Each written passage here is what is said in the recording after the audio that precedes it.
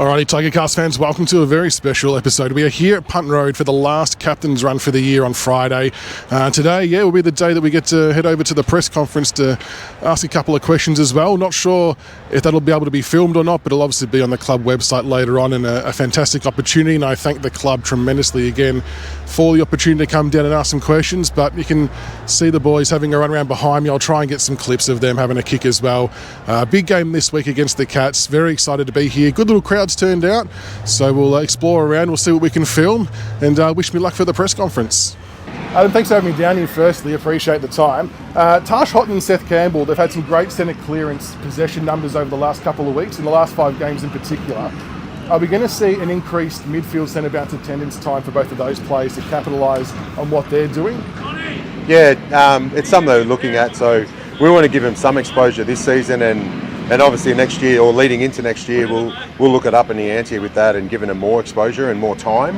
Right now, we've got a midfield crew with Taranto, Hopper, Prestia. We want to just add some flair to that and some youth to that as well. So they've got a role that they're playing right now, and hopefully in the future they'll be obviously that will grow. So it's exciting not only for us but for our fans. So.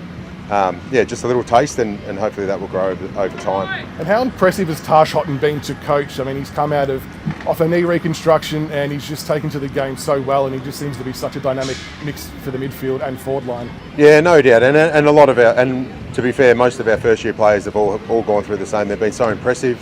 The way they've walked in, bought into our program, trained really hard, and they deserve their opportunity. We've obviously got a few that have been injured in the second part of the year, but Taj has earned his spot, and then right now he's showing just a glimpse of what he can become. So yeah, we're loving what we're seeing, and we can't wait to see what he can become. With Taj, more so post the AFL season, obviously the VFL are playing wildcard this weekend. If they win and progress, would we be looking to try and seek permission for Taj to go back and rejoin the VFL program? We'll have those discussions over the next few weeks and work out which players need to play, and the ones that obviously need more game time, or the ones that we want to put away and rest up for next year. So a few of our younger boys, there'll be some that we might ask for permission based on injury, but with Taj it might be the fact that it is pretty not only daunting, but the weight of expectation and playing AFL footy, and if it is only 7 or 8 games or whatever he's played, we'll make that decision and do the best thing for him. So those discussions will happen in the next week. Josh Smiley was probably the other one that could come into calculation. Yeah, well, he might need some time, so he's obviously missed a lot of footy. He hasn't had the luxury of playing AFL footy right now, so like I said, he'll be someone that we might ask for permission. He'll be able to play anyway, based on numbers. Like I said, those discussions will happen, and we'll do the best thing by our player. And how exciting is it to be able to unleash Josh Smiley, whether it's later this year or next year, almost as a new draftee, given he's not seen AFL football yet? He must be excited as much as you. Yeah, no doubt. And he's gone through a bit this year. It's just unfortunate it's happened. Like, players might have things like that, or a season like that in their 3rd or 4th year. So he's just unfortunate it's happened in his first year, and that's okay. He's learnt a lot about himself, around his body, and what it takes to be an AFL player. So he's really diligent right now. He's sort of knocking the door down to get some footy into him. So hopefully in the next week or so we might see him play. So if our boys get through this weekend, there might be an opportunity to play him in the final series in the VFL, which would be great.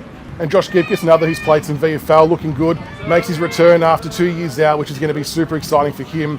Firstly, how excited are you to be able to tell him that news that he's getting back into the AFL side? Yeah, well, it puts a smile on my face, and only because I know what he's been through, and not only that, on how hard he's worked. So he deserves his opportunity. We're not just giving him a chance at the last game just for the sake of it. He's in some really good form, and he's an AFL player. Like, we understand the talent he's got. I want him to get a sense of and a feel of what AFL footy is again, and like I said, he's deserved his opportunity. He's ready to go. He's part of our future. And we can't wait to see what he can produce tomorrow. One thing I've always wondered with anticipating this moment in time when he comes back, does it cause you some selection headaches having Gibus, Bolter, Miller, Young? Like, Miller and Young have formed such a good defensive combo this year. It seems unlikely you'd want to break them up, and then Bolter's obviously gone forward, played some ruck, which has been good. How do you see them all meshing this week and in 2026? Well, there would be selection pressure, which is, if you've got that, you've got a good list. So right now we've only got 4, 5, 6 players playing VFL. When we've got 15, our VFL program will be really strong. We'll have some good players playing in the VFL, which means our AFL program or our AFL team will be really strong as well. So that part of it is always the case. If you look at the best teams, they've always got good players that can't break into the senior team. Right now we've got a lot of key position guys. Noah's got the flexibility of helping both ends, so that's always going to be handy for us as a team. But like I said, moving forward, when they're all available, they've got to be playing well to stay in, which is what we want. Where do you see Noah's best football? I think early days you really wanted him as a defender, then he's gone forward, and the luxury that he can do both, but what would your preference be if you had one? Well, the big fella's walking past right now, but we've signed him, and he's got a big part of our future, and we understand his best footy is as a defender. Like, he could be an A-grade defender, and he is an A-grade defender. Right now, like I said, the type of guy he is, he just wants to help the team, and he's filling gaps for us right now while we've got obviously Jonty and Simsy out. So we see the future for Noah in our defence and being a real barometer for us down back. And Luke Traynor back there, another game. He's had a super first year. I've always felt he's got just extremely good footy IQ, which allows you to play him in multiple positions. Where do you see him playing his best football, and what have you made of Traynor's first season at AFL? Yeah, it's been an interesting one. He's obviously a great kid and got through a lot in his first season. We've loved the flexibility. Like, he's had a little bit of a taste forward, but we know what he can do as a winger, but we think his best foot is down back. And we'll slowly try to get him in there. So right now, the fact that he's been able to go and fill a spot for us on the wing, go back and help our defence as a winger anyway. So we're really happy with his growth, but we see the future in our back line. So he'll get that opportunity maybe on the weekend, and if not, he'll be training with our defence next year. And Camden Macintosh obviously announced his last game with the club. He's been a super stalwart for Richmond. Can you just share some words about Camden Macintosh, what he's been like behind the scenes upon your arrival, and the help he's maybe offered some younger players or you along the way?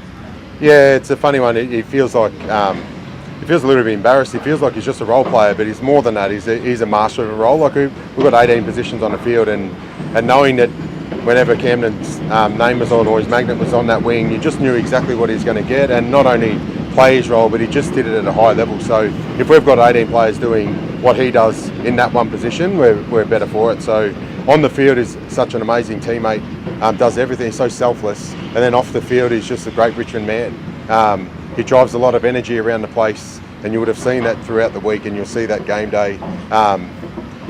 We love who he is, we love the type of player he's been, and hopefully we can celebrate him the right way. And Sam Banks, I think he's had a really good year, one of the most improved, I think, and especially taking on the new role at half-back. How have you seen his transition into that role? Is it something you see him doing a lot longer term?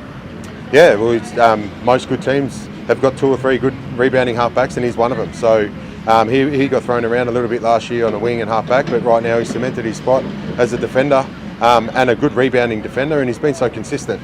So we would expect him to just keep growing in that role, and Banks is starting to really work on his leadership and driving that second-tier leadership program. So we're loving the growth within that as well. So yeah, he's found his niche, and we'll keep him there. And we've got the Cats this week, who are still having to win games to solidify their spot in the finals. What's been the message to the playing group this week with the last game of the season? What do we want to see and get out of this game this week? Yeah, well, we understand what's coming. We understand we're coming up against a very good footy team, and they taught us a footy lesson down at their ground through earlier in the season. So the weekend, we know what they're playing for, but at the same time we understand what we're playing for. We want to send off one of our best in Camden the right way, and not only that, we've got 100,000 members that we're playing for, and show them and hopefully put on a performance that makes them proud, and finish off the season the right way, because they've supported us throughout the season, and hopefully we can finish it off for them. And the Cats have got some prime movers in the midfield with Max Holmes and Bailey Smith, who do win the ball a lot. Is there any pre or early plans to go to one of them, send Jack Ross across, or are you just going to go head-to-head and see how it plays out? Yeah, I've said this the last few weeks. Right now, we're in a position we want to give opportunity to Taj and Seth, and to do that, that overrides what the opposition are doing. We'll go into the game with a certain plan around our own method, and then keep an eye on that. If we decide to go to them at any stage throughout the game, we'll do that, but at the start we want to play our way and give our guys opportunity first. Well, Tigercast fans, there you go. That was an unbelievable day. I had the whole Adem Yze press conference to myself. No other journo turned up. So thank you to all the other journos who didn't bother coming down to Punt Road today. But what an unbelievably amazing experience to run a full press conference with Adem Yze ahead of our match this week against Geelong. So again, I want to give a massive, massive thank you to the club for allowing me the chance to come down and even have that opportunity. It means the world to me. The club seemed to love it. It was obviously a lot more Richmond-centric questions than what they would usually we get, which I thought they enjoyed. So Tim Livingston seemed to love it as well, and Yze had some great answers. So I hope you all really enjoyed that one. Hopefully we get to see more of that in the future, because that was an amazing experience, and again, very, very thankful. So make sure you hit like and subscribe to that video, and I'll see you for the next one. Go Tigers.